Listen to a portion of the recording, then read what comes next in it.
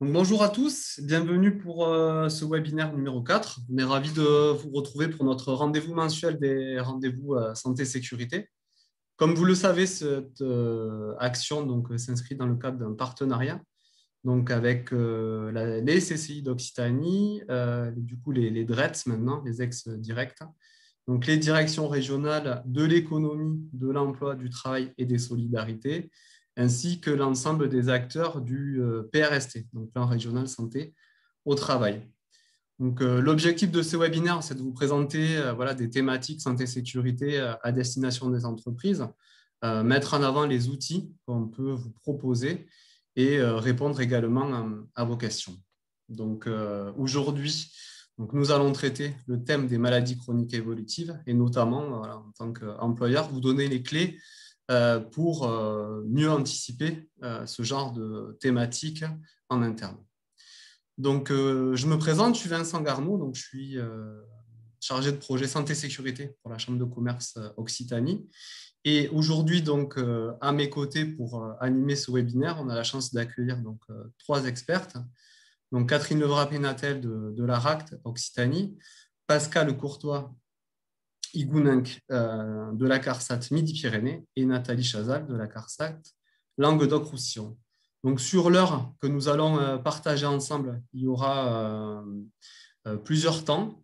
Donc, le premier, ça va être de définir les enjeux pour l'entreprise et de donner une définition de la maladie chronique évolutive. Ensuite, quels moyens pour mieux anticiper les maladies chroniques évolutives et une méthodologie adaptée. Et puis enfin, voilà, quels sont les acteurs qui vont pouvoir vous guider et les ressources nécessaires pour vous conduire en fait sur cette thématique.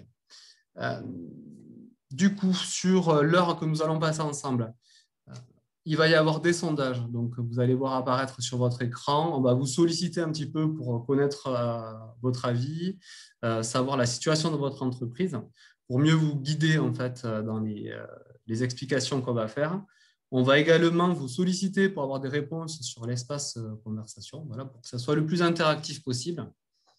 Et puis, en toute fin, pour conclure, sur les questions pour lesquelles on n'aura pas pu vous répondre, puisqu'il y a un temps d'échange qui est prévu en toute fin de webinaire, vous aurez la possibilité du coup, de vous signaler dans le questionnaire de satisfaction pour pouvoir être recontacté.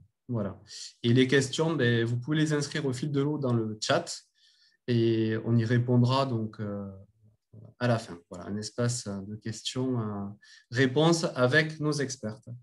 Voilà, écoutez, comme je vous l'ai dit, le webinaire est enregistré, donc il sera disponible en suivant sur notre chaîne YouTube et les supports vous seront également diffusés. Donc voilà, moi je vous souhaite un très bon webinaire et du coup on attend que Pascal rallume sa caméra puisque c'est elle qui va nous présenter la première partie. Donc voilà, Pascal est là. Merci, le son est activé, c'est parfait. Voilà, bon webinaire et à tout à l'heure. Alors, bonjour à tous. Donc, je suis Pascal Courtois. Je travaille au service prévention des risques professionnels de la CARSAT Midi-Pyrénées et je suis spécifiquement chargée de coordonner les actions sur la PDP, la prévention de la désinsertion professionnelle pour le service prévention.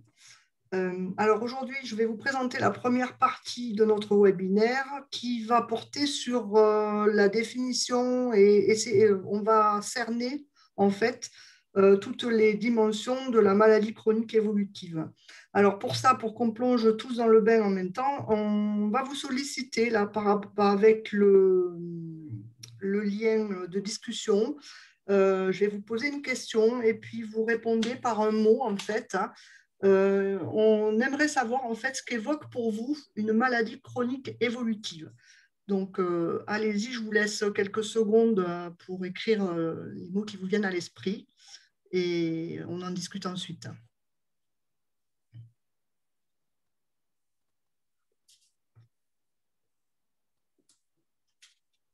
Alors,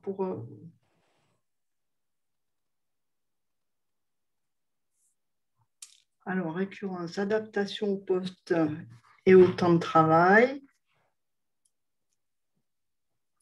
On a également eu TMS, TMS, cancer, autres maladies, long terme. Nous avons troubles de santé invalidants, ALD. J'ai vu passer irréversible. Maladie dont on ne peut guérir. Donc, sur la durée, voilà, polyarthrite. Donc, on a, comme vous le voyez, on a plusieurs champs. Hein. En fait, à chaque fois qu'on fait cet exercice, il ressort les mêmes choses, en fait, c'est-à-dire que la maladie chronique, elle se définit sous plusieurs dimensions, en fait. Hein. À la fois, vous parlez, vous donnez des noms de maladies. Vous expliquez aussi que ce sont des maladies qui sont dans la durée. Vous faites parfois le lien. Alors, il y a parfois des mots plus négatifs que d'autres, hein, dans le sens où, comme c'est une maladie, c'est pas toujours facile à vivre. Là, on voit des choses comme irréversible, longue durée, pathologie qui évolue négativement, etc.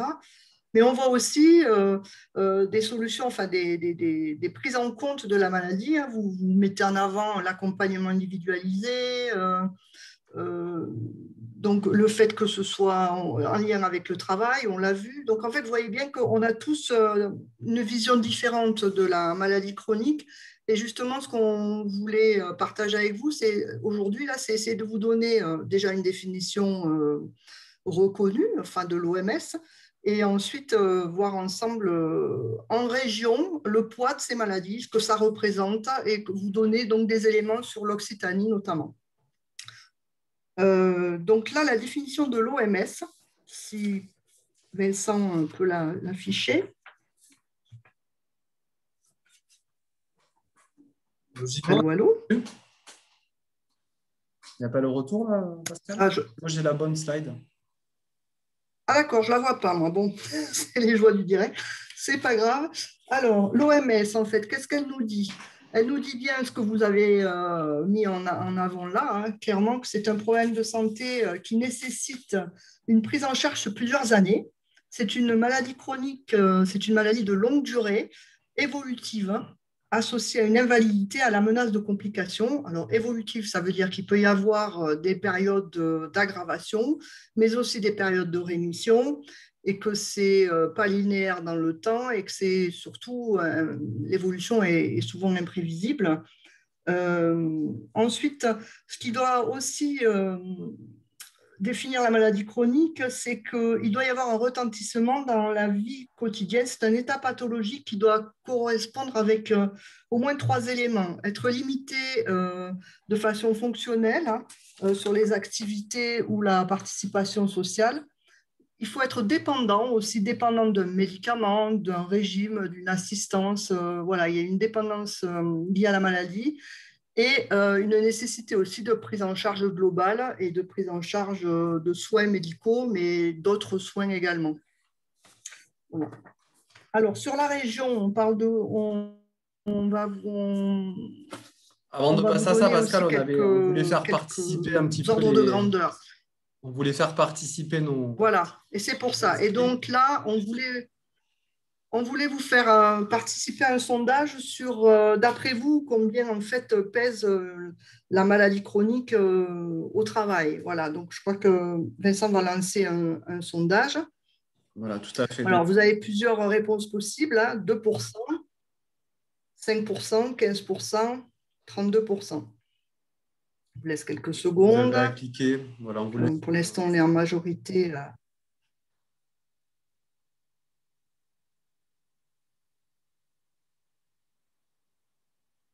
Bon, on va dire que ça ne bouge plus trop, donc on va... Alors, vous êtes 4% à avoir dit 2%. Voilà. Je vois que tout le monde a terminé. Allez, on laisse 10 secondes pour les derniers. Merci en tout cas pour votre participation. On voit qu'il y a une tendance qui se dessine.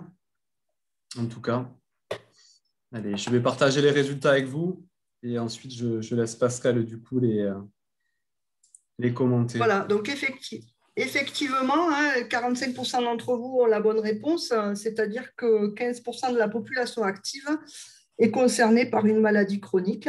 Hein. Donc, c'est beaucoup quand même, il faut bien le dire. Et il faut aussi voir qu'en France, la population française, c'est 20% de la population française qui est atteinte de maladies chroniques, dont 15% dans la population active. Le taux c'est 33% le taux de gens qui sont aujourd'hui au travail et qui sont malades, voilà, qui ont une maladie chronique. On peut peut-être fermer le sondage. Voilà. Et ce qu'on voit dans les maladies chroniques aussi, c'est le fait que c'est quelque chose qui évolue dans le temps avec l'âge. Hein. La maladie chronique, plus on avance dans l'âge, plus on a de personnes qui sont concernées par la maladie chronique. Après, je ne vois pas. Alors, je suis vraiment embêtée de ne pas voir le... Ah oui, voilà. Donc ensuite, sur les maladies en région Languedoc-Roussillon, ce qu'on peut dire, c'est quand on regarde, on a fait une étude avec les ALD. Alors les ALD sont les affections longue durée qui sont tracées par l'assurance maladie, par les agences régionales de santé. Et ce qu'on peut voir, c'est que sur la région, on a environ 400... Alors la région, c'est 3 millions à peu près de personnes, hein. Et on a environ 400 000 personnes qui sont aujourd'hui entre 16 et 64 ans et qui sont porteurs d'une maladie chronique. Et le top 4, on va dire, des maladies chroniques dans la région, ce sont les infections psychiatriques, le diabète, les maladies cardiovasculaires et les cancers. Et vous voyez qu'il y a, chez les hommes, c'est plutôt le diabète et les maladies cardiovasculaires qui sont plus importantes que chez les femmes. Et chez les femmes, on peut dire que les cancers sont plus importants que chez les hommes. Voilà. Sur les affections psychiatriques, ça se maintient à peu près dans le même ordre de grandeur. Voilà. Alors, on vous a présenté, on va vous montrer une carte, voilà. On a réussi aussi à visualiser, à mettre sur une carte, à cartographier en fait la représentation de la maladie chronique dans la région Occitanie. Alors, ce qu'il faut savoir, comment c'est calculé ça? Vous avez des cercles, comment est-ce qu'on la lit la carte? Vous avez des cercles, des gros cercles, qui sont en fait la représentation du nombre d'ALD dans le bassin de vie. Alors, le bassin de vie, je vous rappelle, c'est l'endroit, c'est le plus petit territoire sur lequel les habitants ont accès en fait à des équipements ou à des services courants. Hein. C'est pas la commune forcément, c'est pas la région, voilà, c'est pas forcément la ville ou le territoire, c'est plus petit. Et donc, dans ces bassins de vie, on a pu déterminer la présence du nombre d'ALD et ensuite, on a calculé le taux d'ALD par rapport à 1000 habitants.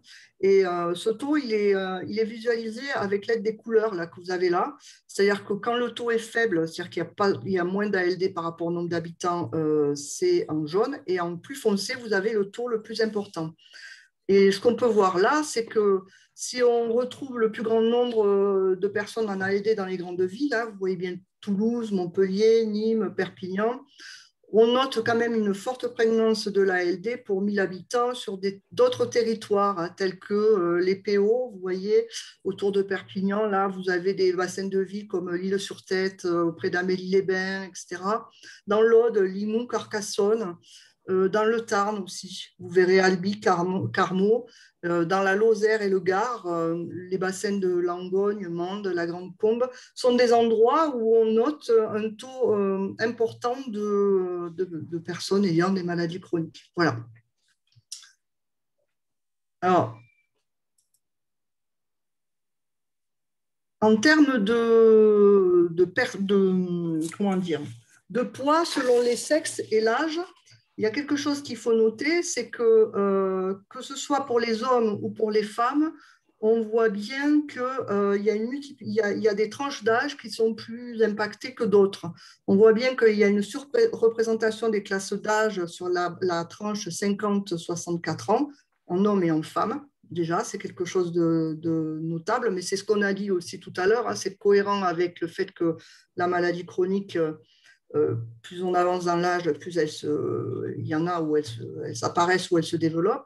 Et on voit aussi, on parlait tout à l'heure, le fait que les femmes étaient plus touchées par les cancers, mais on voit aussi qu'au sein d'un sexe, hein, d'un genre des femmes, par exemple, le cancer, il est multiplié par 3 entre les tranches d'âge, c'est-à-dire entre la tranche d'âge 35 et 49 ans et 50-64 ans, vous avez 3 fois plus de personnes qui ont un cancer. Pour les hommes, on peut voir ça avec les barres rouges, qui sont les maladies cardiovasculaires, par exemple. C'est exactement le même principe, si ce n'est que c'est multiplié par 5. Donc, vous voyez bien que ça donne un peu l'idée de la dimension de la maladie chronique qui est différente. Déjà, les pathologies sont différentes, mais la répartition par sexe, âge, etc., est aussi multiple. Hein. Voilà. Alors, ça, c'est intéressant aussi pour vous clarifier un peu la structure et l'impact des maladies chroniques. C'est une étude qui avait été réalisée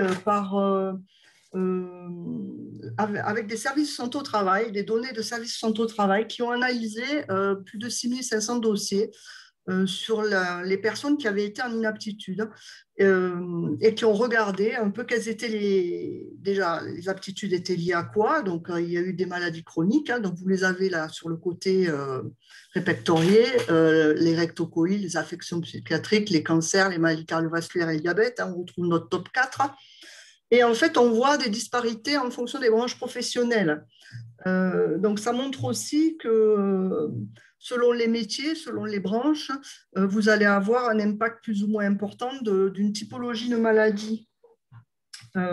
Sur la slide suivante, vous avez par exemple, on est redescendu jusqu'au métier et vous avez nettement indiqué que par exemple, une inaptitude dû au diabète dans un secteur comme le transport touchera par exemple les chauffeurs. Voilà. Donc, parce que c'est pourquoi tout ça, en fait, c'est parce que la maladie chronique, on l'a dit, à un moment donné, elle engendre une incapacité ou une limitation. Et selon les métiers, selon la maladie chronique et les conséquences qu'elle peut avoir dans la vie et son évolution, elle posera plus de problèmes que d'autres dans certains métiers ou dans certaines branches. Voilà. Et il y a aussi un dernier enjeu qu'on voulait vous montrer, c'est l'enjeu aussi sur les populations de travailleurs indépendants. On sait qu'une étude faite en Aquitaine a démontré que 13% des chefs d'entreprise, donc des indépendants ou des chefs d'entreprise, ont une maladie chronique. Et 64% d'entre eux sont conscients et ont peur en fait que leur entreprise périclite ou disparaisse du fait de leur maladie. Donc, vous voyez, quelle que soit la taille de l'entreprise ou sa forme, hein, elle est impactée par le fait que des salariés ou des dirigeants peuvent avoir une telle problématique. Donc, ça touche vraiment de la TPE, la PME jusqu'à la plus grosse entreprise. Et cette étude est intéressante aussi parce qu'elle a souligné le rôle des aidants aussi dans la gestion de ces épisodes de maladie, notamment auprès des dirigeants. Les aidants ont permis à certaines de maintenir leur entreprise, sont intervenus dans l'organisation du travail, mais ont dû aussi mettre entre parenthèses leur propre travail, leur propre façon de fonctionner pour pouvoir aider leurs conjoints ou leurs proches dirigeants touchés par la maladie. Donc, la maladie chronique, ça touche la vie quotidienne, ça touche forcément le travail, quelle que soit la taille de l'entreprise, et ensuite, ça a une incidence aussi sur la sphère familiale. Voilà. Voici en gros le portrait qu'on pouvait vous faire de la maladie chronique en languedoc-roussillon. Je vais vous passer la parole à Catherine Pinatel qui, elle, va vous expliquer les enjeux en fait, hein, de tout cet état des lieux. Voilà, je lui laisse la parole. Un grand merci, Pascal. Donc, je suis Catherine Levrat-Pinatel, chargée de mission à la RACT Occitanie, l'association régionale pour l'amélioration des conditions de travail. et j'ai le grand plaisir d'animer le groupe de travail au sein du plan régional santé-travail, donc sur le sujet du maintien dans l'emploi des personnes atteintes de maladies chroniques évolutives, auxquelles participent notamment Pascal et Nathalie.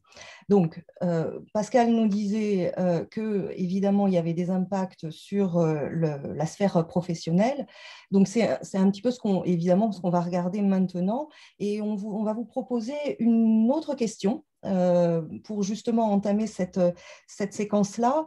En un mot, toujours, dans le fil de discussion, quelles conséquences sur l'activité professionnelle, quelles conséquences des maladies chroniques évolutives sur l'activité professionnelle. Donc, de la même façon, un mot qui nous permettra d'avoir votre représentation sur ce sujet-là. Alors, des choses déjà sur beaucoup de choses autour de l'absentéisme, ce qui est évidemment une des conséquences donc dans le travail, et puis des choses, des impacts plutôt sur la santé, c'est-à-dire la fatigabilité, le handicap, etc. Donc, voilà, manque de concentration, on voit bien voilà, un certain nombre d'impacts que vous citez, à la fois par rapport à la santé de la personne, des personnes concernées, mais aussi sur l'entreprise, c'est-à-dire de l'absentéisme, moindre productivité. Donc, on va bien voir en effet que les impacts sont doubles. Et quand on parle du maintien dans l'emploi, quand on parle des conséquences sur l'activité professionnelle, évidemment, il y a des choses qui touchent à la personne et puis des choses qui touchent au fonctionnement de l'entreprise. Voilà. Et après, des éléments aussi que vous citez autour des actions possibles à mettre en œuvre, c'est-à-dire réorganisation du travail, maintien dans l'activité, mais aussi difficulté de ce maintien, des carrières en dents de scie. Donc voilà, beaucoup de choses autour des impacts qui sont compliqués à gérer pour à la fois la personne et pour l'entreprise. Donc, ce que je vous propose, c'est justement de partager un peu les enjeux, les différentes natures d'enjeux autour du maintien dans l'emploi des personnes qui sont atteintes de maladies chroniques évolutives. Alors, Pascal nous a dressé un portrait, on va dire, chiffré au niveau national, au niveau régional autour de ce sujet-là. C'est vrai qu'aujourd'hui, voilà, il y a beaucoup de plans publics qui donc, placent les maladies chroniques évolutives et le maintien dans l'emploi comme un sujet prioritaire. Alors, évidemment, les plans cancer, il y a eu un plan MCE il y a quelques années, et puis le précédent plan santé-travail, le nouveau plan santé-travail donc, qui va démarrer en 2021, pour lequel, et ça a été aussi indiqué dans la réforme de la santé au travail qui est en train de se mettre en place, donc un poids important autour de la prévention de la désinsertion professionnelle, du maintien dans l'emploi. Donc c'est un sujet qui est sur le devant de la scène, vraiment, qui a une très grande visibilité aujourd'hui et qui mobilise tous les acteurs de la santé au travail.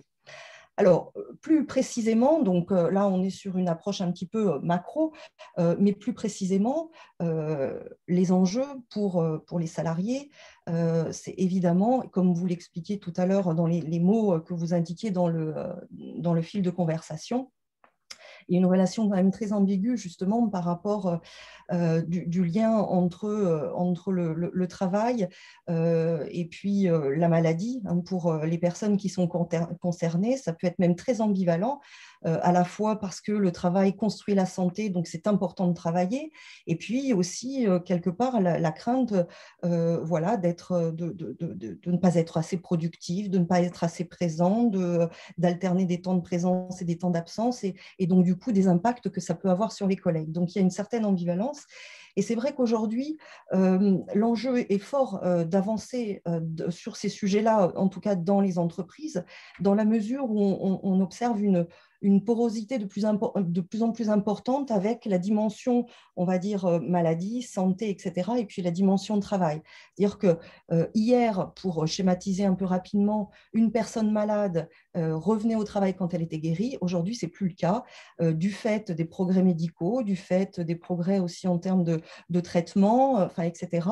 Et plus souvent, les personnes qui sont atteintes de maladies chroniques évolutives vont travailler tout en prenant leurs médicaments ou en suivant voilà, un parcours de soins. Et donc, ça veut dire d'autant plus à l'entreprise de se poser la question de comment assurer le maintien dans l'emploi, le retour dans l'emploi des personnes qui sont concernées par une maladie chronique évolutive. Et ça peut être parfois très compliqué en fonction des maladies, des effets, des impacts, etc. Donc, ce qui est intéressant justement, c'est de mesurer un peu les impacts des maladies dans le travail pour justement trouver les bonnes solutions d'organisation, d'aménagement et faire en sorte que le maintien dans l'emploi puisse se faire le mieux possible. Alors, arrêtons-nous quelques minutes justement sur cette notion d'impact dans le travail, puisque là, la proposition qui est faite dans ce qui vous est présenté, c'est justement de mettre au cœur, on va dire, des actions de maintien dans l'emploi dans l'entreprise, les impacts des maladies et des traitements dans le travail et pas forcément les maladies en tant que telles. Puisque en fait, chaque salarié a des caractéristiques propres en matière de sexe, d'âge, de compétences, mais aussi d'état de santé. Et c'est vrai que ce qu'on va demander à l'entreprise, c'est de pouvoir aussi prendre en compte cette variabilité de ces salariés. Donc, il y a des impacts qui sont quelque part assez similaires d'une maladie à l'autre. Alors, bien évidemment, il va y avoir des spécificités pour certaines maladies, mais globalement, on constate des impacts à 90% qui sont similaires pour toutes les maladies. Et je pense notamment à la fatigue, la fatigabilité, qui est quelque chose d'assez récurrent. Vous le citiez aussi tout à l'heure dans le fil de conversation, les problématiques de concentration, par exemple. Voilà. Donc, ce sont des impacts que l'on retrouve assez fréquemment. Et ce qui est intéressant aussi à prendre en compte, c'est qu'un tiers des personnes arrêtent leur traitement car c'est pour elles trop difficile de les prendre sur leur lieu de travail parce que les choses ne sont pas organisées, c'est-à-dire difficile de s'arrêter pour prendre un médicament ou pour aller aux toilettes, etc. Donc, ça, c'est un sujet qui est très important et donc qui nécessite justement de comprendre, en tout cas de prendre en compte dans l'organisation du travail ces éléments-là. Et donc, du coup, d'avoir une organisation qui soit suffisamment souple pour pouvoir prendre en compte ces différents impacts des maladies et des traitements. Alors, il y a aussi des impacts dans le travail, dans l'organisation. Vous citiez tout à l'heure les questions voilà, de productivité, d'absentéisme, etc. Et donc, et même par exemple de licenciement pour inaptitude. Donc, pour l'entreprise, ce sont des pertes de compétences, c'est le bouleversement des collectifs de travail, des équipes, de l'organisation. Donc, c'est bien un enjeu aussi de prendre en compte ces différents impacts au niveau des postes, de l'activité, du fonctionnement des collectifs de travail, des parcours professionnels pour pouvoir justement anticiper ces différents impacts. Alors, si on veut résumer les différents enjeux pour l'entreprise par rapport au maintien dans l'emploi et à la prévention de la désinsertion professionnelle, il faut évidemment prendre en compte le fait qu'on doit travailler plus longtemps. Donc, il y a voilà, un allongement de la vie professionnelle qui fait que les populations les plus âgées vont rester voilà, plus longtemps au travail. Donc, c'est un vrai enjeu en termes d'emploi. Et en termes bien évidemment de conditions de travail. Donc voilà, des progrès médicaux qui fait qu'il y a nécessité de plus en plus de concilier à la fois la maladie, les soins et le travail, et puis des enjeux qui doivent se combiner avec des enjeux évidemment de performance, d'efficacité dans l'organisation pour préserver les compétences et anticiper les situations d'exclusion, d'absentéisme, etc. Et donc, voilà, il y a des enjeux de performance sociale en termes pour éviter des pertes de compétences, favoriser la transmission de l'expérience, favoriser aussi le climat social, etc. Des performances économiques par rapport pour limiter l'absentéisme, favoriser la qualité, optimiser les organisations, etc. Mais il y a aussi des enjeux juridiques compte tenu des responsabilités des employeurs en matière de prévention des risques professionnels, mais aussi par rapport au reclassement en cas d'inaptitude de salariés et puis aussi par rapport à l'emploi des travailleurs handicapés. Donc voilà, tout ça pour vous montrer les différents enjeux qu'il y a à travailler dans les entreprises sur ces sujets-là. Alors, du coup, ça va nous amener à se dire, maintenant qu'on sait que voilà, l'enjeu est fort de travailler sur ce sujet, c'est comment agir sur ce sujet. Alors, pour ça, on va vous poser une petite question. On va vous demander, voilà, quelle est la taille de votre entreprise, hein, parce qu'évidemment, dans une entreprise de 5 salariés ou une entreprise de 2000 salariés, les ressources et les compétences en interne ne sont pas les mêmes. Donc voilà, on va démarrer un petit sondage pour que vous puissiez nous dire quelle est la taille de votre entreprise. Donc Vincent, je pense que Oui, le sondage... Voilà, c'est bon. C'est qu'il ne voulait pas me prendre à l'arrêté. C'est parti, désolé. Le partage du premier sondage ne voulait pas se fermer. Donc voilà, comme la première fois, c'est bon, c'est lancé. Du coup, là, c'était moi qui ai oublié de cliquer sur le bouton. C'était Voilà. sur mon écran. Voilà, 30 secondes pour vous pour remplir le petit QCM qu'on vous propose afin de mieux orienter en fonction du panel, voilà, que vous allez répondre sur le nombre de salariés chez vous. Donc, Catherine, normalement, les résultats s'affichent en même temps. Oui, tout à fait. Donc, voilà, on voit que quasiment tout le monde a répondu. Du coup, je vais mettre fin au sondage et je laisse Catherine répondre en partageant les résultats. Voilà, alors on n'est pas tout à fait en cohérence avec notre réalité économique en Occitanie, qui est composée essentiellement de toutes petites structures.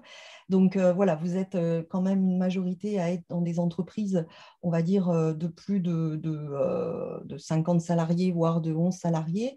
Alors, évidemment, ce n'est pas la même chose, comme je le disais à l'instant, concernant... Alors, ce n'est pas la même chose par rapport à vos obligations, hein, puisqu'il y a des obligations qui concernent les entreprises, par exemple, de plus de 50. Ce n'est pas la même chose dans les entreprises de plus de 11 salariés, puisqu'il y a des acteurs qui n'existent pas dans les plus petites. Hein, je pense notamment aux représentants du personnel, au CSE. Donc, voilà. Oui, bien évidemment, en fonction de la taille de l'entreprise, on ne va pas forcément mettre en place la même démarche. Néanmoins, ça n'empêche que l'approche, elle est la même, quelle que soit la taille de l'entreprise. C'est-à-dire que nous, au niveau du plan régional santé-travail, du groupe dont je parlais tout à l'heure, on a réfléchi justement à une démarche un peu clé en main dans les entreprises pour pouvoir, on va dire, avoir une approche proactive par rapport au maintien dans l'emploi des personnes qui sont concernées par des problématiques de santé, et quelle que soit la taille.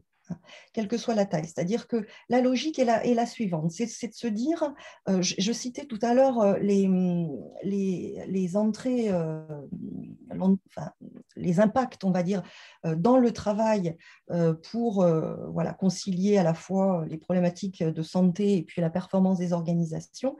Eh bien, c'est un petit peu avoir systématiquement, quelle que soit la taille de l'entreprise, une entrée justement par les impacts dans le travail. Pour traiter des effets de ces impacts, pour mettre en place des actions qui permettent de les limiter, hein, voilà, voire de les prévenir. Donc ça c'est une façon de faire. C'est-à-dire que là, ce qui vous est proposé, c'est une entrée par le travail. Ce qu'on va regarder, c'est ce qui se passe dans le travail. C'est-à-dire que par rapport aux caractéristiques des personnes qui sont concernées par une problématique de santé, eh bien, c'est en fonction de leur situation de travail, les conditions de travail ne vont pas être les mêmes et les problématiques de maintien ne vont pas non plus être les mêmes. Et donc, du coup, c'est de regarder justement l'adéquation entre les caractéristiques des personnes et les caractéristiques des situations de travail. Donc ça permet en fait quelque part, bien évidemment, de traiter des situations individuelles quand elles se posent, mais c'est également d'avoir une démarche, on va dire, proactive, préventive, autour du maintien dans l'emploi, qui permet justement une vraie démarche de conduite de projet. Et ça, quelle que soit la taille de l'entreprise. La configuration du projet ne va pas être la même, évidemment, mais c'est aussi de se dire, on va anticiper les problématiques, et en l'anticipant, en ayant une vraie démarche de conduite de projet, ça va nous permettre de traiter plus efficacement, on va dire, des situations individuelles quand elles se posent. Et c'est cette démarche-là qu'on va vous proposer. Et la logique, c'est aussi de se dire que allons voir du côté de l'organisation du travail, parce que celle-ci peut être discriminante par rapport à des salariés qui reviennent dans l'emploi suite à un arrêt long, voilà, ou de problématiques de handicap ou de maladies chroniques évolutives. Donc, c'est de se dire comment on peut apporter de la souplesse dans l'organisation pour permettre justement de prendre en compte toutes ces caractéristiques. Et donc, du coup, la démarche qui vous est proposée va être non seulement utile pour le maintien dans l'emploi des personnes qui sont concernés par une maladie chronique évolutive, mais c'est aussi l'opportunité d'améliorer les conditions de travail. Voilà. Et dernier point en termes de logique par rapport à cette démarche, c'est de se dire qu'autour de l'entreprise, il y a tout un tas de ressources, et Nathalie tout à l'heure nous les présentera, et il ne faut pas hésiter à les mobiliser, parce qu'on n'a pas forcément les compétences en interne, on n'a pas forcément un référent maintien ou handicap en interne, on n'a pas forcément un infirmière du travail au sein de l'entreprise, loin de là. Et donc, du coup, c'est sur quelles ressources je peux m'appuyer pour pouvoir voilà, mettre en place ce type de démarche-là. Donc, globalement, on s'est dit au sein de ce groupe qu'il y avait 4 étapes dans cette démarche. Je vais les décliner. Déjà, on se pose la question de comment on va travailler. Ensuite, on fait un état des lieux. Et à partir de cet état des lieux, on va identifier des mesures qui sont adaptées, des mesures de prévention et de maintien. Et puis, on reste mobilisé pour que ce soit une démarche qui soit pérenne. Donc, on va passer assez rapidement en revue les différentes étapes. Et en amont, on a élaboré un petit autodiagnostic pour les entreprises, histoire de se situer un peu, de savoir où elles en sont par rapport à ce sujet-là. Alors, il n'y a pas de mauvaise réponse. En tout cas, là, ce qui est proposé, c'est de se poser la question, est-ce qu'on a déjà dans l'entreprise un certain nombre d'indicateurs d'alerte, de signaux d'alerte, de clignotants rouges qui vont nous dire qu'il va peut-être falloir se préoccuper de façon plus active de ce sujet-là. Est-ce qu'il y a des arrêts de travail prolongés, de longue durée, alors en dehors des congés maternité, etc. Mais est-ce que j'ai des difficultés à organiser le travail par rapport à des salariés qui sont en arrêt de travail prolongé ou répétitif? Est-ce que l'encadrement a des difficultés à gérer aussi l'absentéisme par rapport à cette population-là? Enfin, voilà, des questions qui nous permettent de faire le point sur les indicateurs d'alerte. Et puis, des questions sur qu'est-ce que j'ai déjà mis en place au sein de mon entreprise par rapport à ce sujet. Et en gros, ce n'est pas compliqué. Quand voilà, on a des petits triangles rouges ou des points jaunes, eh bien, voilà, ça nous permet de réfléchir à des actions et notamment inscrites dans une démarche de maintien dans l'emploi de personnes qui sont atteintes de maladies chroniques évolutives. Alors, première étape de cette démarche, se dire comment on va travailler. C'est installer une vraie conduite de projet, quelle que soit la taille de l'entreprise. Évidemment, elle ne va pas se structurer de la même façon. Et donc, comment on va travailler? Alors, en règle générale, avec un acteur clé sur ces sujets-là, qui est le médecin du travail, impliquer les représentants du personnel quand ils sont là. Et puis, ça peut être mettre en place un groupe de travail dédié, désigner un référent, enfin, voilà, organiser une petite formation pour pouvoir partager un cadre de référence sur ce qu'on entend par rapport au maintien dans l'emploi, auprès de l'encadrement, auprès des salariés, etc. Donc, voilà, c'est déjà, avant de démarrer, de se dire comment on va travailler. Deuxième étape, c'est de faire un travail d'état des lieux en fonction de là où on en est et quels sont les clignotants rouges, on va dire, dans l'entreprise. On va, par exemple, regarder les données liées à l'absentéisme, aux inaptitudes, aux restrictions d'aptitude. On peut regarder aussi en cas d'accident du travail, en cas d'arrêt maladie, etc. Qu'est-ce qui se passe? Quelles sont les personnes ressources et est-ce que ça fonctionne bien? Enfin, voilà, s'interroger aussi par rapport aux salariés qui, voilà, est-ce qu'il y a des personnes qui ont la reconnaissance de travailleurs handicapés dans l'entreprise? Est-ce qu'il y a quand un salarié voilà, informe d'une difficulté de santé, qu'est-ce qui se passe, et puis aussi faire la liste de chaque activité de travail, et puis qui va à la fois préciser les compétences nécessaires pour, mais aussi les contraintes par rapport à telle et telle situation de travail. Donc l'idée, c'est d'avoir, on va dire, un inventaire de toutes les situations de l'entreprise, toutes les situations de travail, qui va nous permettre justement de voir où est-ce qu'il y a des difficultés qui peuvent être rencontrées a priori dans ces situations de travail.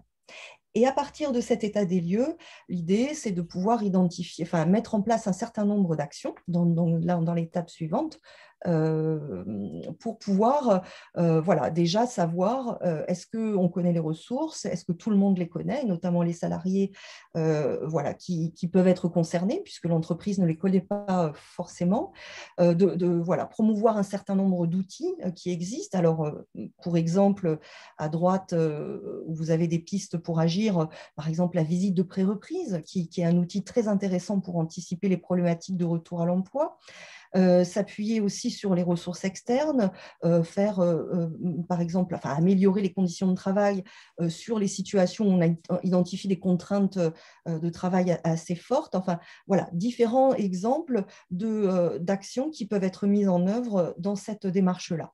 Et puis, dernière étape, c'est de se dire eh ben, comment on reste mobilisé, c'est-à-dire comment on pérennise cette démarche-là pour que les salariés voilà, se sentent, voilà, travailler dans une entreprise qui a la volonté d'agir sur ce sujet-là, puisque comme je le disais tout à l'heure, c'est aussi à la fois l'idée de pouvoir améliorer les conditions de travail de tous, au-delà bien évidemment des personnes qui sont atteintes de maladies chroniques évolutives, et donc tout ça, ça contribue bien évidemment à la performance de l'organisation.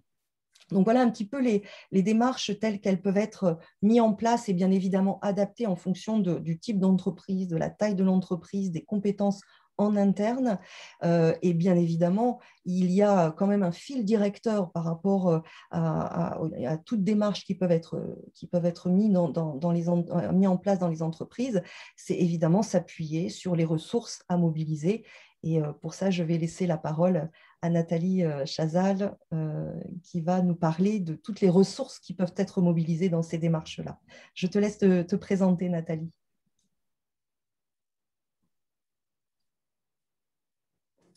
Ouais, Nathalie, il faut juste réactiver le micro.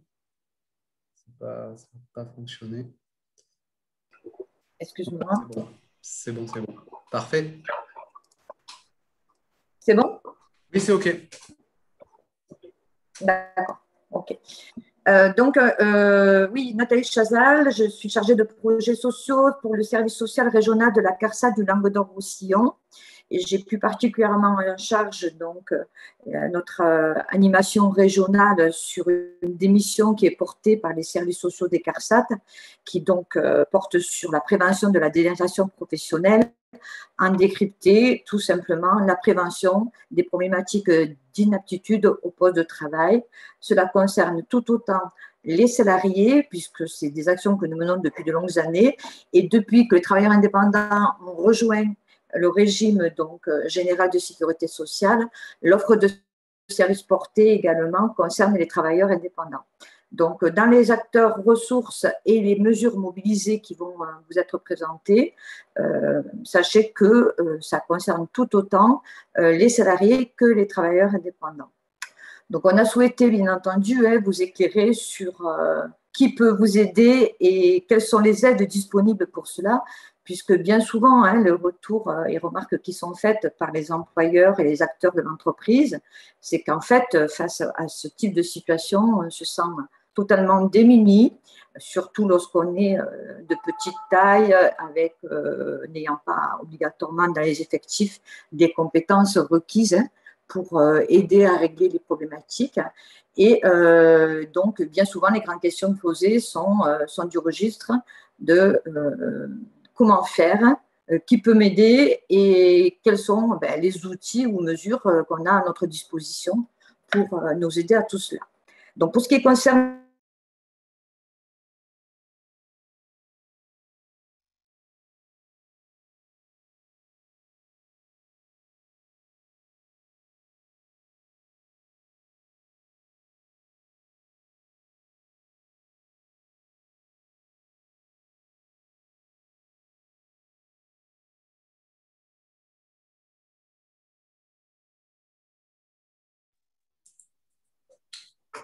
Nathalie, on a un problème de son, excuse-moi. Peut-être réactiver le micro. On n'a plus de son. A priori, Nathalie a un petit souci de connexion, parce que je vois qu'elle est a un souci de caméra. Je pense que c'est lié à un problème de connexion réseau qui n'est pas forcément adéquat chez elle. Donc, je pense qu'elle va juste revenir. Je vous demande de patienter. On s'excuse pour ce contretemps. Me revoilà. Ah, j'ai pas la caméra, mais j'ai le son, Nathalie. Ah, voilà. C'est bon, Normalement, tu devrais avoir la caméra. Voilà, je suis désolée, je ne sais pas ce qui s'est passé. Ça fait partie, voilà, des aléas directs. Exactement. Voilà, et des nouvelles modalités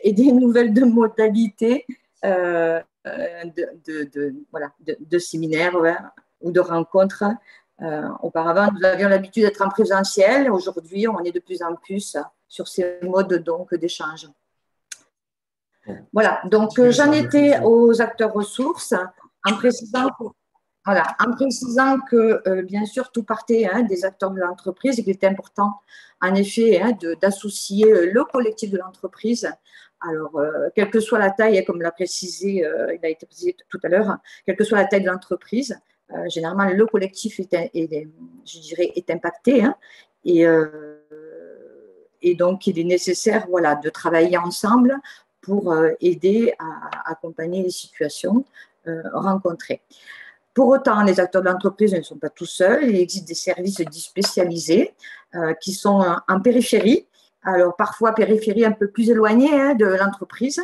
Je dirais que le premier des acteurs le plus proche de l'entreprise, ce sont les médecins de travail, que vous devez tous connaître dans ces rôles et missions, puisque le médecin de travail, son rôle, c'est de pouvoir aider autant les salariés que les employeurs sur les problématiques de santé au travail, à la fois sur ce qu'on appelle le suivi individuel de la santé au travail, mais également sur le volet plus collectif, puisque les services de santé au travail ont une mission également sur ce qu'on appelle la prévention des risques professionnels et peuvent également aussi être amenés à proposer des informations sur la prévention en matière de santé publique, puisque santé publique et santé au travail sont bien souvent intimement liées, et on le voit notamment au travers des problématiques des maladies chroniques évolutives.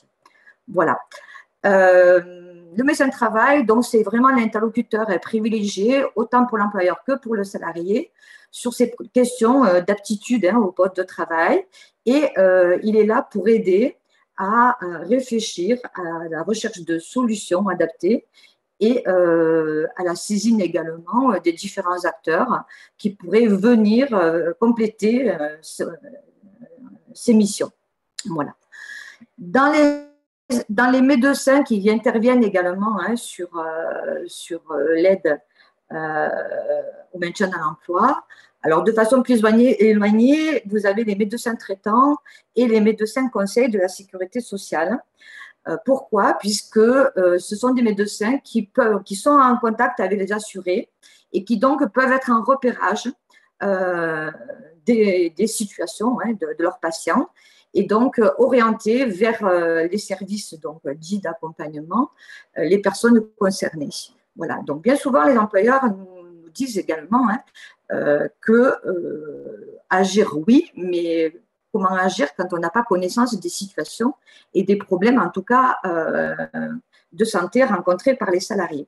Alors, certes, en effet, on est dans le registre de la confidentialité, surtout quand on est sur, je dirais, la maladie en général. Je rappellerai qu'il n'y a pas de confidentialité sur tout ce qui relève de l'accident de travail et la maladie professionnelle, mais que par contre, sur la maladie simple, en effet, nous sommes sur le registre de la confidentialité.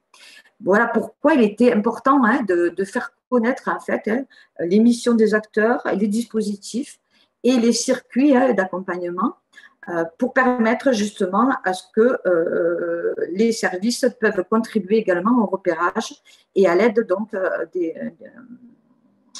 de la résolution des situations. Pour les services dits plus particulièrement d'accompagnement à la problématique du maintien dans l'emploi, on va trouver deux types donc, de services. Vous avez d'une part les services de Cap Emploi. Alors, antérieurement, peut-être pour ceux qui le connaissaient, c'était ce qu'on appelait des SAMET, des services d'appui au maintien dans l'emploi, qui sont des services financés par l'État et les fonds travailleurs handicapés, que sont l'AGFIP et le FIP pour le secteur public, et qui ont donc des équipes dans chacun des départements et qui peuvent donc venir en appui du médecin du travail pour aider à la recherche des solutions adaptées dans l'entreprise et également à la mise en œuvre des différentes aides qui sont disponibles tant dans le droit commun, le droit spécifique travailleurs handicapés et par l'intermédiaire également des caisses de sécurité sociale, on vous les détaillera tout à l'heure. Donc, les Cap Emploi, leur champ d'intervention est vraiment autant sur l'aide des entreprises pour la résolution des situations, mais également, ils accompagnent les salariés sur le registre de ce qu'on appelle du maintien dans l'emploi, puisque c'est vraiment la priorité première des services que d'essayer que de sauvegarder l'emploi des salariés ou des chefs d'entreprise. Et malheureusement, quand ça ne peut pas être le cas, puisque parfois, malgré toutes les bonnes volontés, on n'a pas de solution qui puisse correspondre à la problématique santé, c'est également permettre un accompagnement à l'élaboration d'un nouveau projet professionnel qui permettra donc ensuite la reconversion extérieure à l'entreprise, soit dans une autre entreprise, soit dans le cadre d'une création d'entreprise, par exemple. Voilà.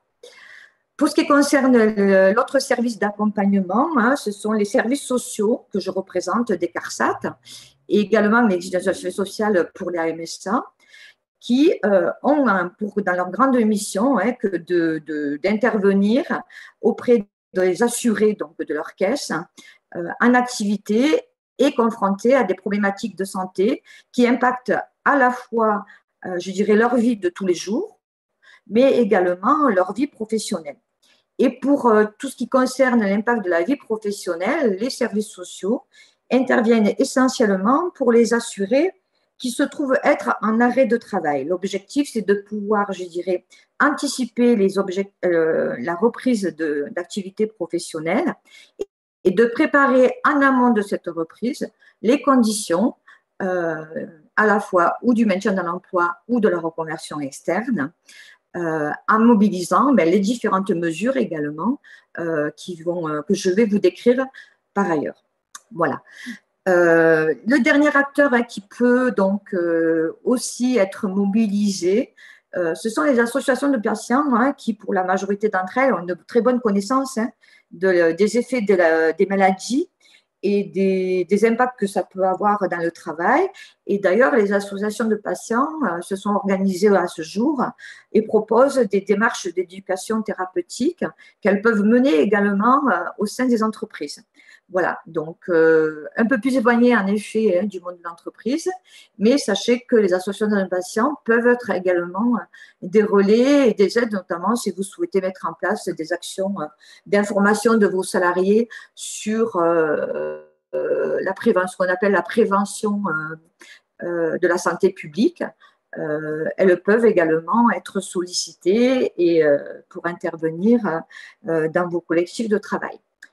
Voilà. Donc, je voudrais rajouter juste une chose sur l'ensemble de ces acteurs, c'est que tous ces acteurs qui sont présentés là interviennent bien entendu sur l'aide à la résolution des situations rencontrées, mais je dirais ils agissent également en amont des situations sur ce qu'on appelle le repérage précoce par l'intervention, chacun ayant des possibilités de repérer par son réseau les personnes qui pourraient être concernées et donc pour leur proposer les accompagnements évoqués et la mise en place donc des différentes mesures.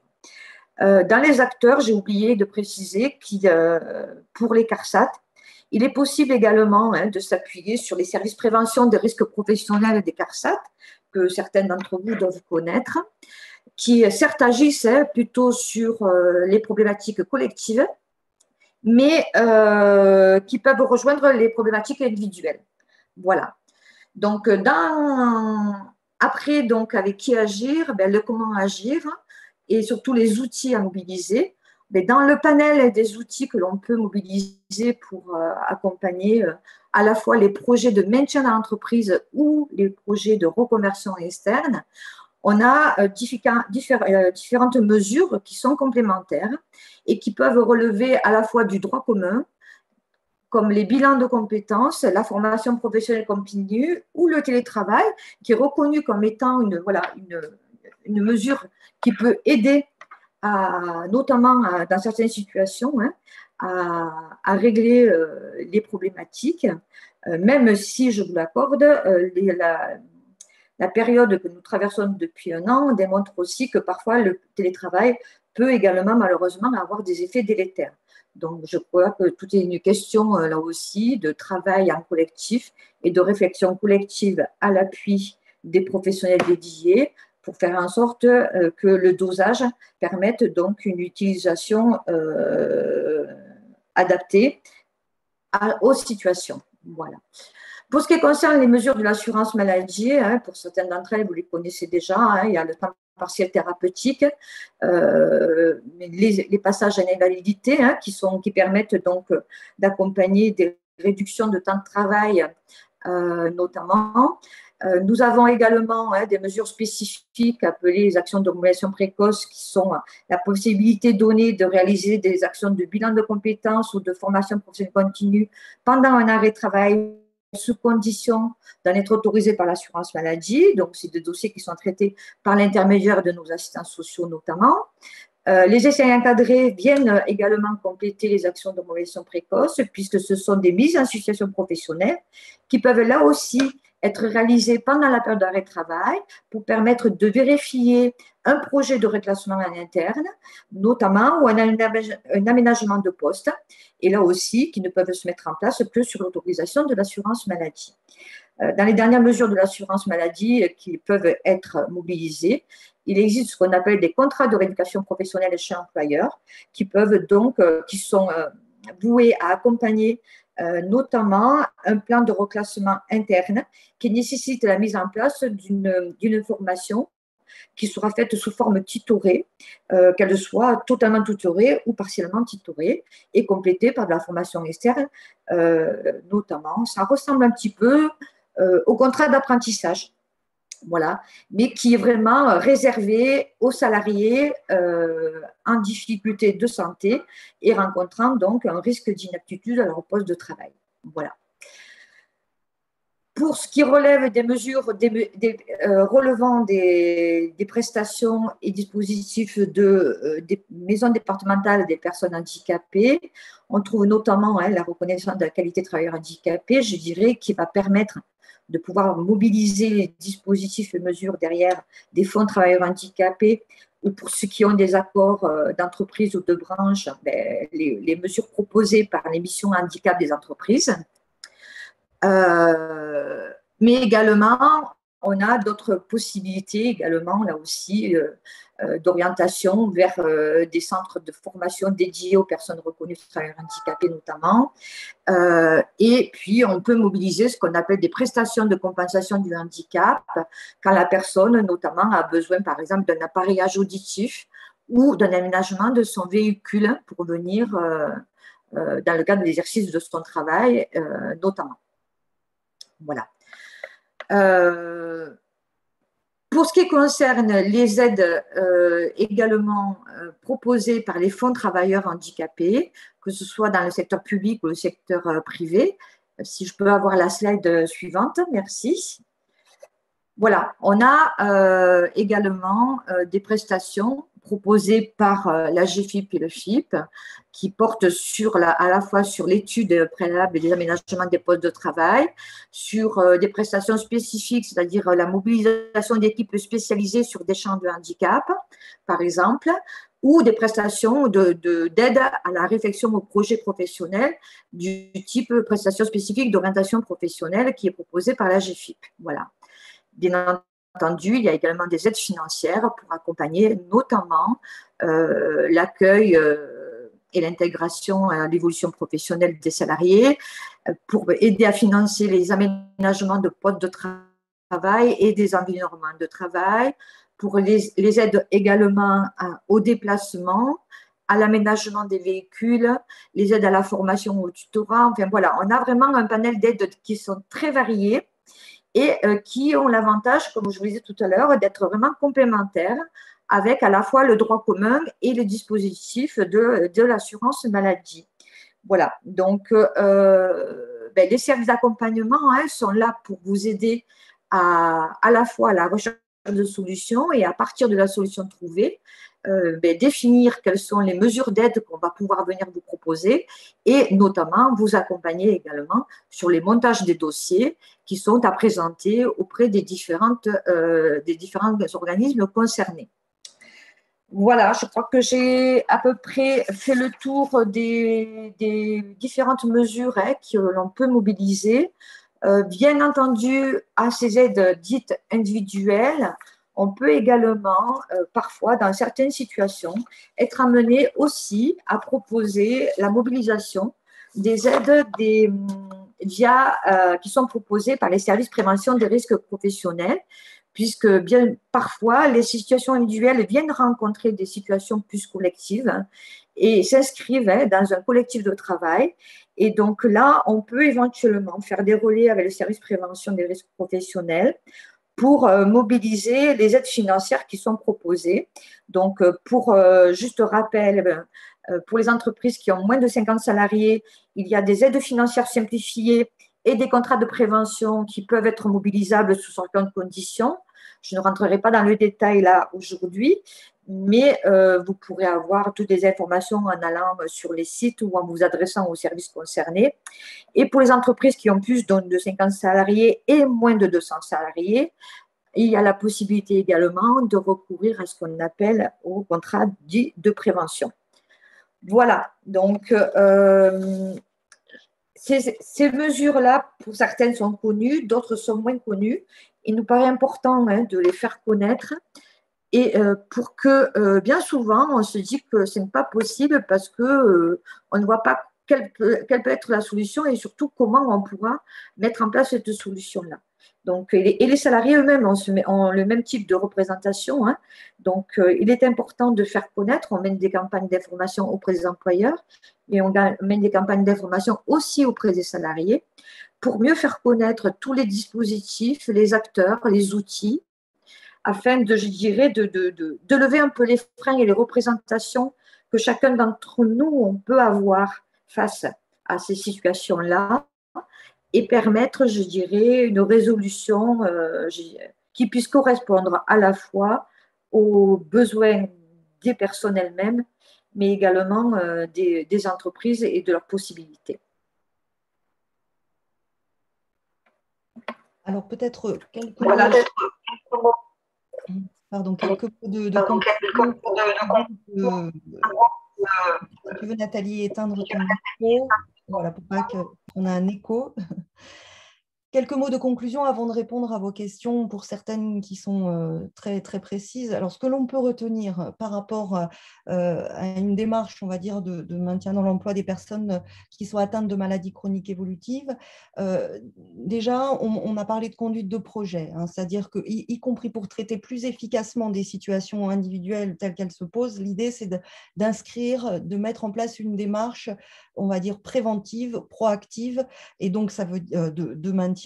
Et donc, ça veut dire une vraie volonté, notamment du chef d'entreprise, pour à la fois faciliter la prise de conscience, sensibiliser les différents acteurs, outiller notamment les encadrants de proximité, on ne l'a pas dit, mais qui sont les personnes voilà, en ligne directe, en prise directe avec ces sujets-là, quand ils doivent traiter, voilà, qui sont parfois même les premiers au courant de problématiques de santé. Donc, la mise en place d'une vraie conduite de projet, la mise en place aussi d'une démarche qui est pluridisciplinaire et qui s'appuie sur toutes les ressources qui viennent d'être citées, tant dans l'entreprise, mais aussi autour de l'entreprise. C'est aussi de se dire que c'est une démarche qui doit s'appuyer sur la participation et notamment quand il y a un comité social et économique, de s'appuyer sur ce CSE, puisque le maintien dans l'emploi, c'est un objet du dialogue social. Donc, voilà, c'est mobiliser les ressources, mais c'est aussi s'appuyer aussi sur ces acteurs-là. C'est une démarche qui consiste à déjà comprendre les difficultés de l'entreprise pour ensuite agir de façon adaptée. Et donc, c'est voilà, conduire un diagnostic des situations de travail, des circuits d'information sur les problématiques de santé, pour identifier les indicateurs d'alerte pour pouvoir justement améliorer les situations, les conditions de travail et anticiper les problématiques de maintien quand elles se posent, donner de la souplesse à l'organisation du travail. Voilà, je crois que ça, c'est un mot un peu clé, donner de la souplesse à l'organisation du travail pour prendre en compte les caractéristiques de chaque salarié de façon particulière et pour justement une organisation plus performante et plus efficace. Et donc, en conclusion, c'est de se dire une approche qui est centrée sur le travail, sur les impacts des maladies, des traitements dans le travail, à inscrire dans une démarche de conduite de projet. Donc, pour aller plus loin, vous avez un certain nombre de ressources que nous vous avons mis à disposition dans ce diaporama. Voilà, vous aurez ensuite tout un tas de liens derrière, et notamment un outil que nous avons construit au niveau du plan régional santé-travail, un kit d'animation pour parler travail et MCE de façon dans les entreprises, donc notamment avec des outils. Je vous ai présenté tout à l'heure le petit outil d'auto-diagnostic, donc une petite plaquette qui permet de présenter la démarche simplement dans les entreprises, auprès des salariés, pour pouvoir peut-être démarrer un projet comme celui-là. Vous avez aussi, bien évidemment, le site du PRITH, voilà, en Occitanie, le plan régional pour l'insertion des travailleurs handicapés, le site de la GFIP avec tout un tas d'outils, et notamment un nouvel outil qui vient de sortir qui s'appelle l'ActiveBox, sur différentes thématiques, donc une thématique par mois, et au mois de mai, la thématique des maladies chroniques évolutives, donc qui vous permet d'avoir aussi tout un tas d'outils à disposition dans l'entreprise. Il suffit de vous inscrire auprès de la GFIP pour pouvoir disposer de cette ActiveBox, un site qui est aussi très, très bien fait, sur maladies chroniques travail, qui permet justement d'avoir des fiches thématiques par maladie en ce qui concerne les impacts des maladies dans le travail, donc, et de tout un tas de petites vidéos témoignages sur le sujet. Et puis, bien évidemment, les sites de tous les partenaires, notamment des CARSAT, des services de santé au travail, enfin, qui peuvent vous aider dans vos démarches. Je te laisse la parole, Vincent, pour… Oui, merci beaucoup pour du coup, ce volet complet. On est un peu en retard au niveau du timing, donc il y a toujours l'espace question qui est prévu. Voilà, donc dans tous les cas, on n'ira pas plus loin que 16 heures. Donc, on peut se laisser encore voilà, un bon quart d'heure. L'idée ensuite, c'est qu'il y a voilà, le questionnaire satisfaction à la fin, qui vous permet du coup de poser des questions un peu plus précises, ou si vous souhaitez être rappelé pour avoir des questions complémentaires. Dans tous les cas, si vous n'avez pas le temps, voilà, sur le lien d'inscription, vous pouvez répondre. Et dans ce cas-là, ça m'arrive, et moi, je ferai le dispatching en suivant. Du coup, au niveau des questions, oui, on en a eu, on va pas pouvoir tout répondre parce qu'il y en a eu pas mal.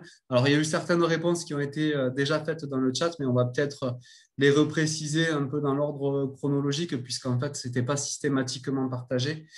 Les premières questions, notamment, c'était, voilà, il y avait des questions sur le bassin de vie, en fait. Pourquoi, sur certains territoires, il y avait des incidences plus fortes sur les ALD. Donc, peut-être, Pascal, repréciser là-dessus. Donc, on avait bien vu qu'il y avait des critères, mais voilà, il y avait une interrogation autour de ces zonages géographiques spécifiques. Alors justement, nous, dans le cadre du PRST, on s'est appuyé à faire cette cartographie. Après, ces questions-là, effectivement, elles méritent d'être creusées selon le sujet que les personnes veulent aborder.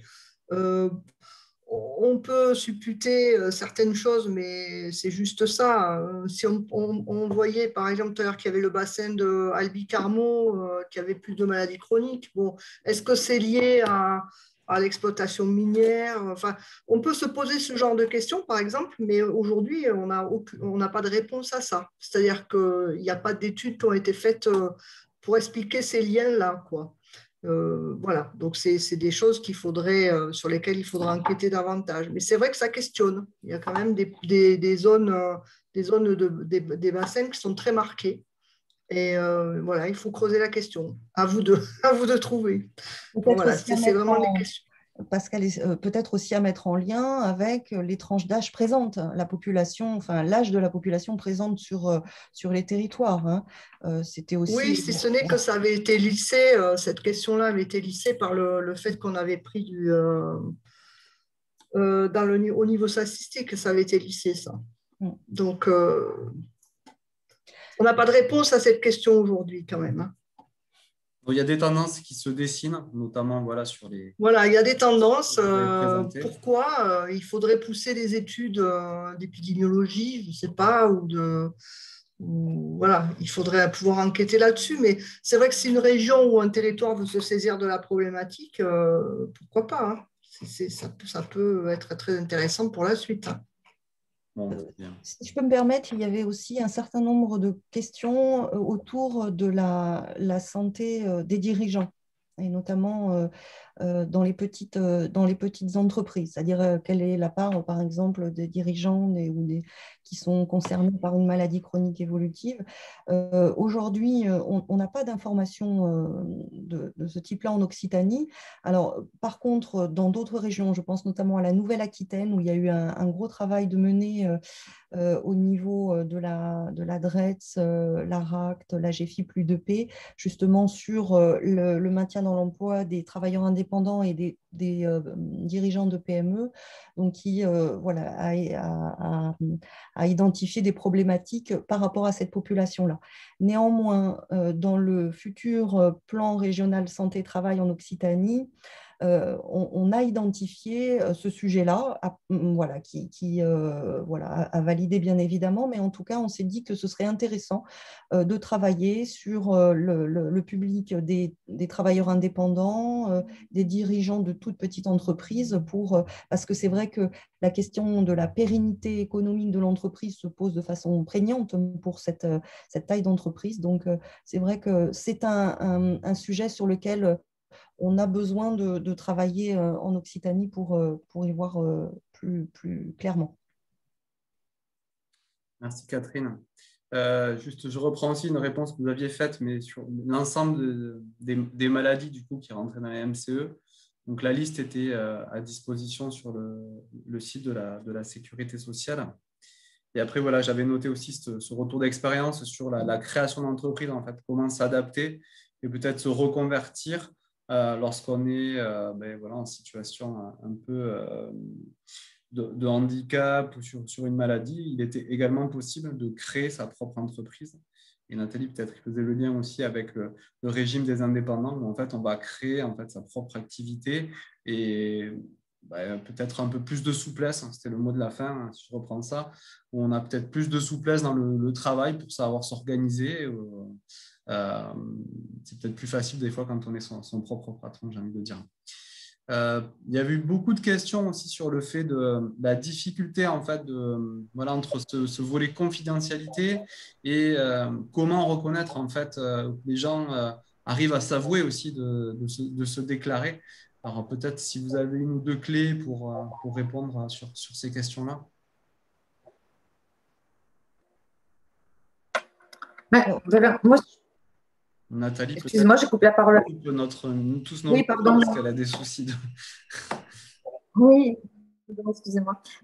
Oui, alors en fait, c'est toujours en effet une préoccupation que d'être, voilà, on sait qu'on est sur le registre de la confidentialité, que c'est toujours délicat que de pouvoir voilà, aborder ces problématiques-là avec les salariés.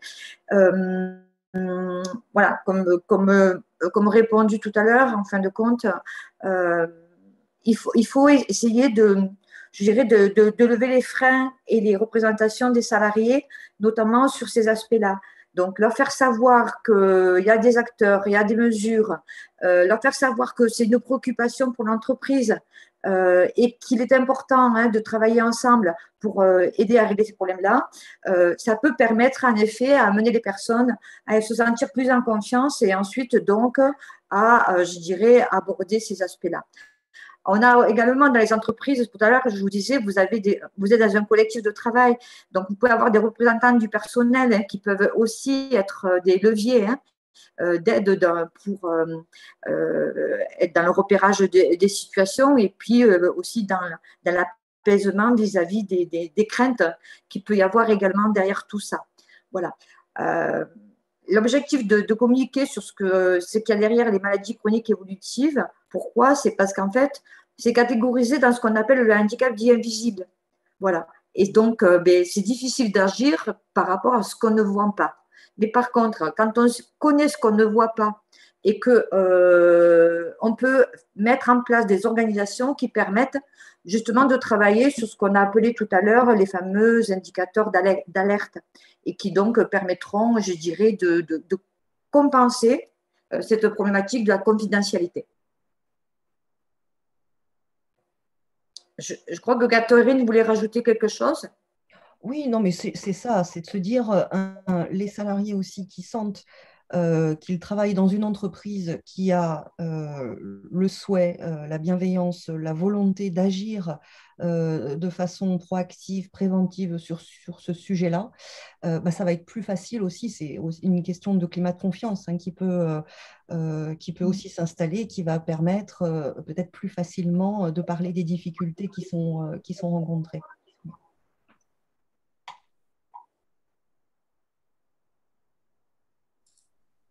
Bon, très bien. Écoutez, merci pour ces précisions. Ensuite, donc, il y avait une question sur les ITT, mais je pense qu'elle a été répondue dans le chat et tout le monde y avait accès.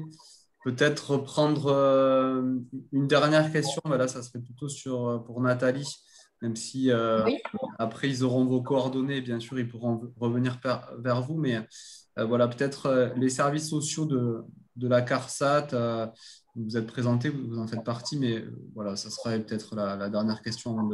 Le rôle des services sociaux, alors bon. Et quand vous contactez. Je vais juste le restreindre sur cette mission d'accompagnement à ce qu'on appelle donc la prévention de la délaissation professionnelle. Donc, alors, pour précision première et essentielle, les services sociaux des CARSAT sont des services sociaux à disposition des assurés et non pas des employeurs. Attention, nous ne sommes pas un service social d'entreprise.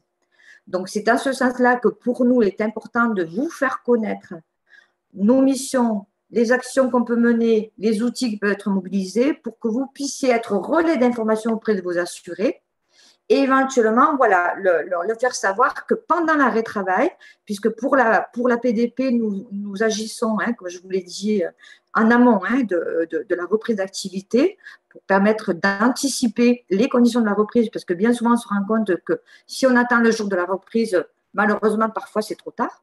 Et donc, vous pouvez faire savoir à vos salariés qui peuvent prendre contact avec le service social des CARSAT qui se trouve physiquement parlant dans les caisses primaires d'assurance maladie, en fait, et qui pourront donc leur proposer un accompagnement dans toutes les démarches à mener pour préparer le retour à l'emploi dans des conditions dites adaptées. Voilà. Donc, pour contacter le service social, on fait le 3646 et on dit service social. Je crois que ça fait partie des informations qui sont dans le diaporama. Ou éventuellement, on peut contacter le service social via son compte Amélie directement. Voilà. Sachez que nous avons quand même une démarche proactive, c'est-à-dire que pendant l'arrêt de travail, nous sommes amenés à faire une offre de service, c'est-à-dire que nous envoyons un courrier pour toute personne en arrêt de travail de plus de 60 jours en leur proposant une rencontre afin de pouvoir évoquer avec les personnes les problématiques qu'ils pourraient être amenées à rencontrer du fait de leur arrêt de travail. Donc, on est sur les problématiques de retour à l'emploi pour ceux dont la santé En effet, les incidences impacteront la reprise d'activité, mais on a parfois aussi des personnes qui rencontrent des problématiques sur la prise en charge de leurs soins, sur des problèmes dits administratifs pour leur arrêt de travail.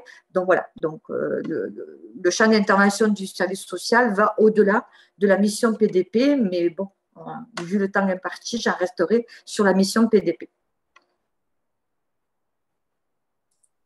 Bon, très bien, merci pour ces précisions. Du coup, pour compléter un petit peu avec l'espace ressources qui vous a été présenté par Catherine, on vous a remis ici l'ensemble des liens utiles. Voilà. Vous trouvez le site du ministère, vous tombez directement sur la page en lien avec les MCE et le handicap. On a également mis un diagnostic auto-diag spécifique handicap en ligne. J'anticipe un petit peu, mais ça fera partie, voilà, vraiment les situations de handicap au sens le plus large, en fait, et maintien dans l'emploi feront partie d'une thématique qu'on va traiter en septembre, voilà, dans le cadre des rendez-vous sécurité. Donc, vous pouvez déjà le noter sur votre agenda. Bien sûr, vous retrouvez le site de la Directe, donc je l'ai présenté tout à l'heure, qui s'appelle maintenant la DRET. Le site du PRST Occitanie, un lien direct vers tous les outils qui sont produits. Et vous allez le voir tout à l'heure, il y a au mois de mai un webinaire qui sera consacré. Donc, les sites de la CARSAT, Midi-Pyrénées et Languedoc-Roussillon, où vous retrouverez donc, du coup, les aides qu'a présentées Nathalie du côté service prévention notamment, voilà, TPE, TPE et les contrats de prévention. Le site de l'ARACT, voilà, pour être complet avec les gens qui ont participé sur cette thématique, et le lien pour retrouver nos webinaires. En fait, comme ils sont tous enregistrés, vous pouvez avoir accès. Notamment, il y avait une question sur tout ce qui était prévention voilà, du tabagisme, alcoolisme. On a fait un webinaire consacré l'année dernière sur ce sujet-là, donc vous pouvez le retrouver en ligne. Voilà, ils sont classés par année, donc ça va être le 7 ou le 8 de l'année 2020. Au niveau de l'agenda, du coup, on a encore 2 dates pour voilà, le premier semestre, avant de vous diffuser le programme sur le deuxième semestre. Donc, mardi 18 mai, 14h30, donc voilà, l'ensemble des outils qui a été développé dans le PRST3, donc plan régional santé au travail 3, qui se termine cette année. Catherine vous l'a dit, là, c'est pour ça qu'on aime bien avoir vos retours aussi, parce que voilà, l'ensemble des acteurs donc, travaillent à la préparation du PRST4. Et il y aura un webinaire dédié d'ailleurs sur un petit peu ce bilan du PRST3 et les objectifs du PRST4 sur le second semestre. Donc, on vous attend nombreux. Voilà, une vingtaine d'outils qui sont présentés en formule chat, en fait, vraiment mettre en avant les outils, comment ils s'utilisent et pourquoi ils sont utiles pour l'entreprise. Et voilà, le rendez-vous numéro 5, donc pour conclure, début juin, donc jeudi 3, notre horaire habituel, premier jeudi de chaque mois, 14h30, sur comment bien réussir l'accueil d'un nouveau salarié. Voilà, écoutez, il ne me reste plus qu'à remercier l'ensemble des gens qui ont participé à ce webinaire. Voilà, merci à vous aussi d'être présents, fidèles, comme chaque début de mois sur nos rendez-vous. Voilà, je vous donne rendez-vous au 18 mai puis le 3 juin. Je vais passer du coup aux questions de satisfaction. Merci de le compléter en suivant. Je vous souhaite une bonne fin de journée et à bientôt. Au revoir.